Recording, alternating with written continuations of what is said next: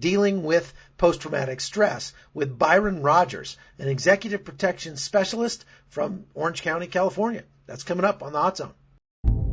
I live every single day with death in the back of my mind because after getting blown up in Iraq that last time, that became my reality. Now the game is to live my life in a way that I can be proud the next time I'm dying, because I know I did everything in my power to make sure that the grace that was given to me was not in vain by the grace of God.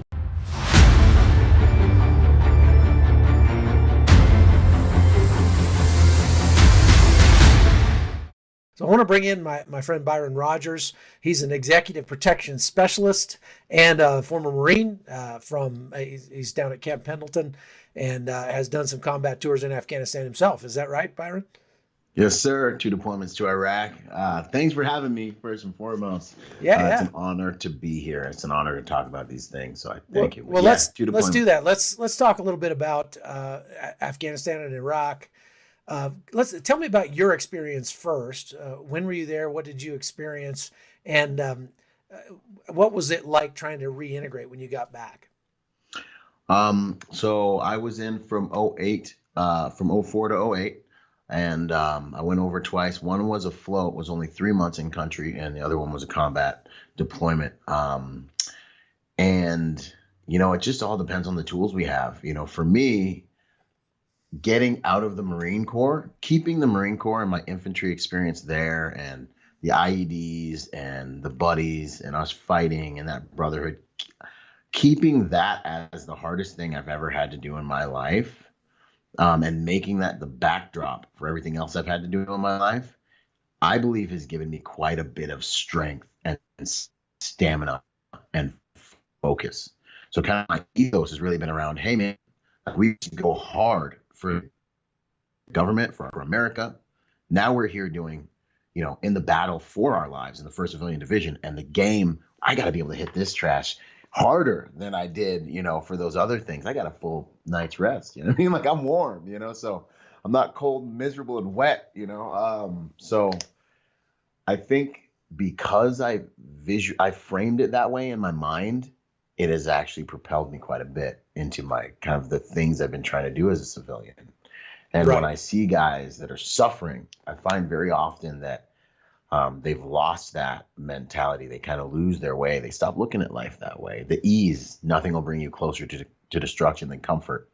Has kind of like eaten them, wearing them down, Right. That's a really good point. And one thing about facing all that hardship and misery is that you're doing it in the company of other good men. And Yes. you have this driving sense of purpose that propels you forward, that gets you out of bed in the morning. And it enables you to face the difficulty and the being away from your family and the danger. But when you get back and it just feels like that purpose has gone away. I just wonder if some guys claim to have post-traumatic stress when in reality what it is kind of more like culture shock. They've gone from this place where they had a driving purpose, they were doing important work with important people, and they were seeing the results of their labor right there. It was so meaningful. And then they get back and they're sitting around watching TV and they're playing video games and and they see the rest of the world involving itself in those kind of passive activities. And it's just frustrating. It's just like, I remember coming back from combat and going to McDonald's one time and just kind of looking around at everybody and going, it's just a bunch of fat people that are taking this very precious gift. I mean, I just watched my buddies being killed for, and I just got a very hard lesson in the price of freedom, how valuable it is. Right. And then I come home and these people are just sitting on it, on that freedom and using it to pad their backsides while they eat another cheeseburger.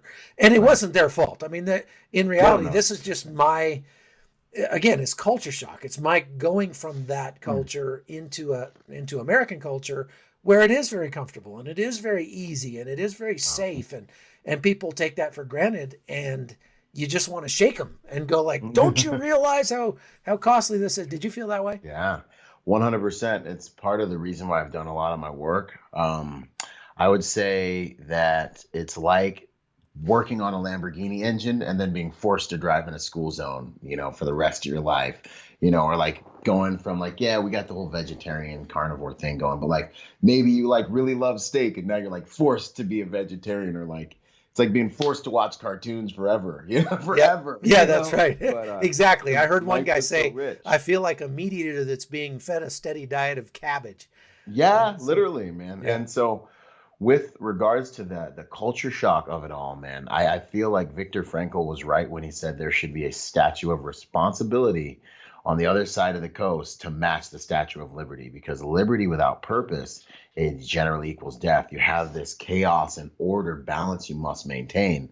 And so kind of one of the things I talk about is finding your new fight. And that I think is the most important thing. A warrior needs a war. A warrior needs a battle. They need a fight.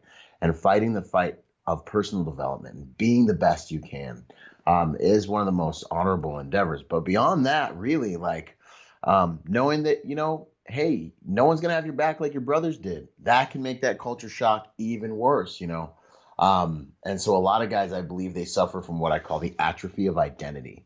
And so you come back, you don't realize how important it is to find a mission. And then you start playing the video games and you start drinking and eating and being merry, and you're telling your wife the same combat stories. And after a while, she doesn't care. And after a while, you look in the mirror and you don't even look like you could be the guy in this story. And then it starts to take a toll on your personal purpose. What do we do with things that we don't have a purpose for? They get misused, abused, and eliminated. You don't know what something does. You say, hey, honey, what is this thing? I don't know. Throw it away, So I feel like this is happening with veterans' lives after they get back, because they fail to see the meaning of finding a new mission. And then your identity. I was even just a squad leader. And now I'm here in the 1st Civilian Division. I can't find my value anymore. And this, I believe, is what causes a lot of guys to tap out before they end up killing themselves. And then I believe it's even worse inside of the non-combat centric MOSs, because I don't feel like they have the grit, and the ethos that brings us together. We bleed together. We sweat together. So some of us, we try to deal with our burdens by ourselves, but then we still have that support network of guys that'll like get on a plane today to come get you if you say you need it. Mm-hmm. But out there, in those other MOSs, I don't know that they have the fabric and brotherhood that we forge in battle. And on top of that, I think it might be a different type of human being that goes after those types of MOSs largely. And that's why we see a difference in the actual numbers with combat related, suicidality and non-combat related.